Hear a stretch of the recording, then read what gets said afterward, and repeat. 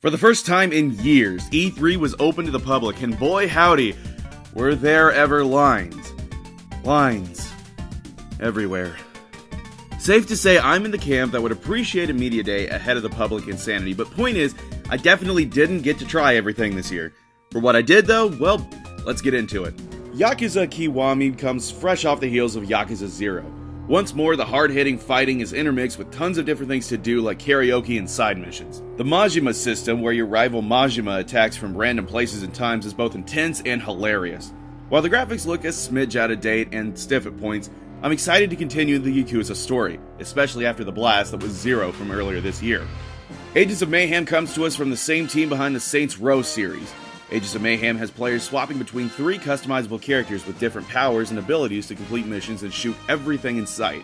The brief demo I played was very average at best. Jumping was fairly wonky, as was the level layout, which contained a few bugs that hindered progress throughout the stage. Switching between characters felt more like a clunky way of swapping weapons, rather than changing into someone entirely different. Agents of Mayhem feels like an imitator of Saints Row, rather than a spiritual successor or an entirely new property. There may be a few tricks up its sleeve that we've yet to see, but right now, the title's failed to impress. The Crash Bandicoot N.Sane trilogy features remakes of all 3 original Crash games for the PlayStation, all of which run at a solid 60 frames a second. I personally only played Crash 3, since it's, well, my favorite, and this is by far the definitive way to play these games. Crash, and subsequently Coco, control great and are just as tight as they were in the original. Coco plays exactly like Crash and is basically just a cosmetic swap. There were a few areas where the environments felt less colorful than the original, but overall, the challenge is still there, and for $40, the N.Sane trilogy will be one hell of a deal when it comes out at the end of this month for your PlayStation 4. Speaking of which, I don't have a ton to say about Sony this year.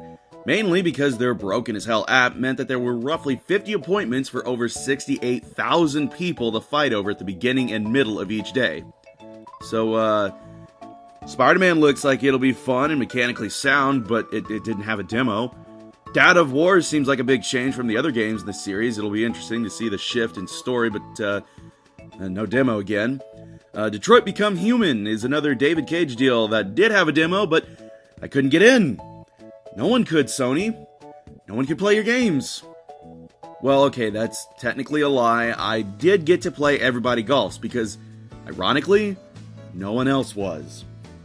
Everybody Golfs is the latest iteration of Hot Shots Golf, the fast-paced, arcadey golfing experience. This time around, the game is packed with features like exploring the course, fishing, golf cart racing, and a whole variety of things to do besides just golfing. The demo had 5 holes to go through, and while it took a little bit to get used to the timing, the instincts from Mario Golf finally kicked in, and I was able to sink a birdie or two. Everybody Golfs is another budget title at $40 and comes out in August. And as fun as it was, maybe don't have everything restricted to a broken app next year, Sony. Sound good? Let's see, what else? I didn't do anything in the Microsoft booth, because they always had the queues cut off due to the cramped nature of their booth. The Xbox One X is the dumbest name for a console since Wii U, and it seems kind of early to be marketing a 4K console since that's like a $3,000 TV you'll need to see the difference, so rip again, I guess. Oh yeah, there was Mario plus Rabbids Kingdom Battle. Honestly, I can see why everyone was against this game since folks liken the Rabbids to those stupid minion characters that are all the rage these days. But I don't know, I like the little bastards, and believe it or not, Kingdom Battle is pretty fun. It's a turn-based strategy RPG that plays shockingly similar to games like XCOM.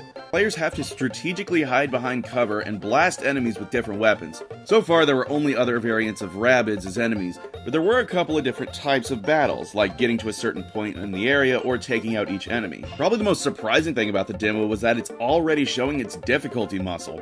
Not to the point that it'd be impossible, mind you, but it's easy to see where this kind of game can and will challenge players of all kinds. Frankly, this is the kind of game I wouldn't care much for, but on a portable system like the Switch, Kingdom Battle seems right at home.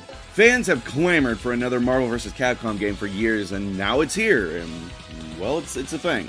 Marvel vs. Capcom Infinite contains a roster of an assortment of Capcom characters such as Ryu and Mega Man X, while the Marvel side pulls largely from the ongoing Marvel Cinematic Universe. Compared to the previous 2 titles, the 2v2 fighting feels much slower this time around and more manageable for novice players. During my short playthrough, I didn't get a good feel for the Infinity Stone system, but it feels a bit out of whack and hard to manage. Marvel vs. Capcom Infinite is about 8 shades of alright and might keep players engaged for a brief period. until early 2018. Because baby, that's when we get Dragon Ball FighterZ or Fighter Z. Holy hell. This game came out of nowhere and easily is one of the best of E3.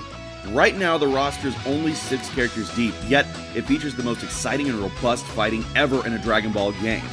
Players choose 3 fighters and go to town with a variety of fast and insane attacks, which constantly have you shout, "How did I do that?" FighterZ is also beautiful. It's insane to think that this is a 3D video game somehow, despite looking exactly like the show. FighterZ is clever enough to run at 60 frames a second, but then drop that down to make the animation look more like the TV show for certain cutscenes and animations.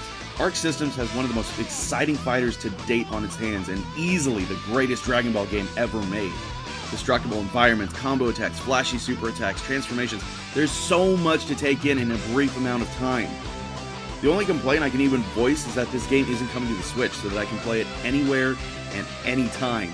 In fact, Dragon Ball FighterZ was just barely edged out by the ultimate game at this year's E3, Super Mario Odyssey. Odyssey drops the 3D land, 3D world straight platforming and reintroduces the non-linear explorative structure of the Super Mario 64 and Super Mario Sunshine titles. The sheer amount of love for Mario and the references to the series past pour out of every crevice of this game. Mario is able to use his hat to attack enemies as well as possess them and different objects to progress and explore. In my brief time with the game, I found numerous secrets hidden by exploring the level and finding them tucked away, only to be found with careful platforming. Scattered throughout each level are checkpoints that work as fast travel, which is perfect for backtracking as needed, as the levels themselves are huge and broken into large segments. There's so much color and life bursting out of every corner of Odyssey that it's so easy to get distracted by dancing skeletons or musicians playing in the street.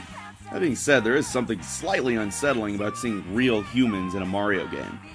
Last year, Nintendo stepped up with Zelda, and this year they blew us away with Odyssey.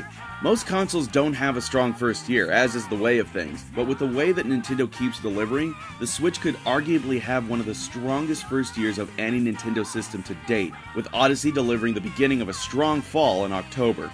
E3 2017 was, from a convention standpoint, far more hectic than the year prior. It was shoulder-to-shoulder people with barely organized chaos that has the show transitioning from the closed doors to wide open for the public. And yet, it was getting to meet folks that I wouldn't have gotten to otherwise.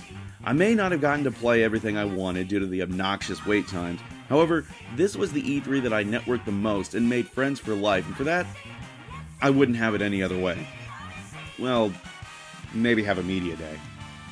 And hey, if you've made it this far, don't forget to check out my other E3 video focusing on the 2 Sonic the Hedgehog games that were on site as well.